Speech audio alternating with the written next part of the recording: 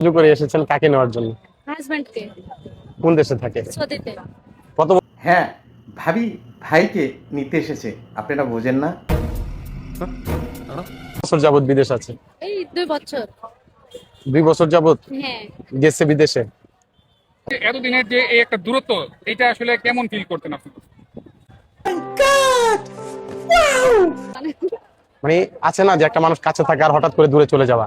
হ্যাঁ, বুঝতে পেরেছেন ভাবি কতটা ফিল করছে, কিভাবে ভাবি চুলকাচ্ছে। হ্যাঁ, সবসময় দেখা আর একটা মানুষ 2 বছর যাবত কাছ থেকে দেখা না, এই অনুভূতিটা কেমন লাগে?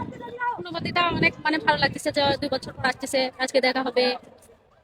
ও, ভাবি আজকে কোনটা মজা নিতে চাচ্ছে? এর জন্য অনেক খুশি লাগতেছে। ভাই আসলে ভাবিকে চুলকানি মেরে দিবে।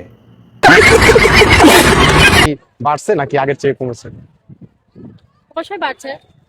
কিন্তু আপনারা তো সাক্ষাৎকার নিলেন, ভাবির কি বলবো, অনেক কিছুই দেখি।